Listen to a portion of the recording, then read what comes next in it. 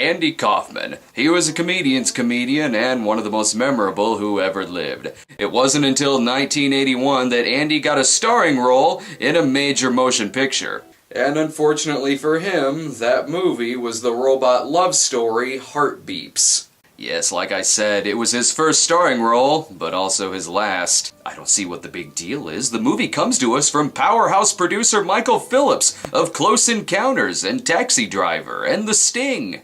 But maybe this was his branching off point into producing films such as Don't Tell Mom the Babysitter's Dead and Mom and Dad Save the World.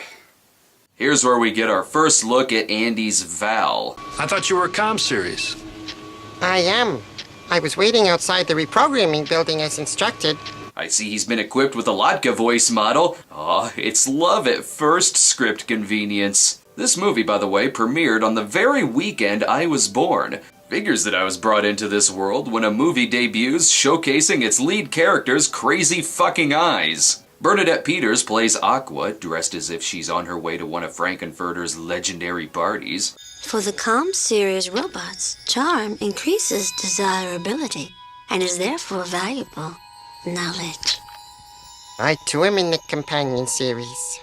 When nerds flirt! Uh-oh, I sense comic relief bot approaching. I'm staying at this gorgeous hotel. I told the clerk I got a leak in the sink. He said, go ahead. Customer's always right. Why would they invent that? Val and Aqua and Funnybot decide to break free and explore the forest to find trees. No, seriously, that's it! And when the maintenance men are put in charge of finding them, Ed 2-0 Fail overhears and decides to go after them himself. Quick, everyone, hide your tree stumps and paper cutouts of babies. But meanwhile... Aqua, look! I think I could fit this truck in between those two trees. Never let a good car crash go to waste, so they decide to build themselves another robot sidekick out of spare parts. Wait a minute, Wall-E? What the hell? Speaking of puns, what are they talking about now? God is an irrational, unknown variable which humans associate with the value judgment known as goodness. It's at this point that I realize that the robots of Heartbeeps are speaking about something of more substance and relevancy than any of the characters from Twilight, The Host, Attack of the Clones, or Temptation combined. What are the probabilities of encountering hostile life? I have insufficient data. Whoa! Oh dear.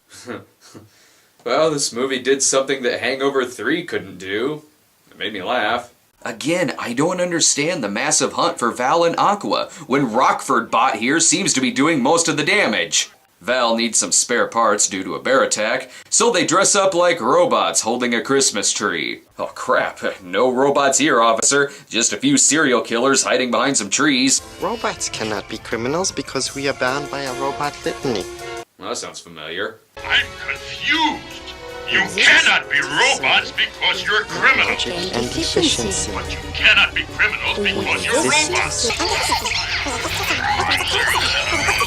The bots sneak into a house party to blend in. At least they're keeping a low profile. How long can a person live without brains? How long? I don't know. How old are you? It's not a party until someone insults the host's wife. Or when Bad Lieutenant Bot breaks in, guns a fucking blazing. Oh fuck no. No, not the junkyard. Anything but that. At least they pick up their very own Christopher Guest. He's there looking for the script to Almost Heroes. Guest does have a little more smarts than Val and Aqua, in that he knows that the only way to defeat Psycho Cop Returns Bot is to unhook his wiring. But the only place they can get the parts they need is to return to the factory. It's like they didn't even need to leave to begin with. Both Val and Aqua are running on very little battery power. This movie's getting surprisingly heartwarming. I hope the very last thing about me they circuit wash are my memory tapes of you. Wall-E, however, is saved when Jack Carter Bot exchanges his own battery pack for his. Despite all the odds, though, they make it sort of close to the factory.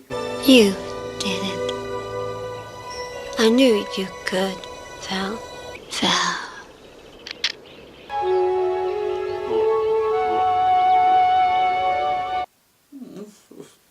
am I getting sad by this? It's almost like I've grown to sort of like these characters. You can put your tissues away though, because the factory workers explain that once they put new batteries into the robots, they still kept malfunctioning. So they had to get rid of them. Meaning they're still alive and have turned their junkyard into a sitcom. See? There's even a kid bot, which means who fucked what robot? Still, I don't get how they got rid of Val and Aqua for malfunctioning, but it's okay for Terminator Bot to still go around massacring people. This movie was an extremely weird sit. While this movie is incredibly easy to make fun of, I seriously can't tell if it's bad or if it's genius. It's like they're programmed to be cardboard cutouts of romantic leads designed to go through every single cheesy romantic cliche in the book. Hell, there's a comic relief who is a robot specifically built to be a terrible comic relief. He even comes with his own rim shot. The movie's not poorly made either. Stan Winston's Oscar-nominated effects are impressive. Maybe it would make a better sketch than a movie, and it is kind of like Coneheads in that regard. But I think there is something a lot more satirical to its wooden and obvious dialogue than perhaps many critics in 1981 let on. Although it's possible that for the first time since doing this show that I, outside of the Cinema Snob, am reading way more into this thing than even he would.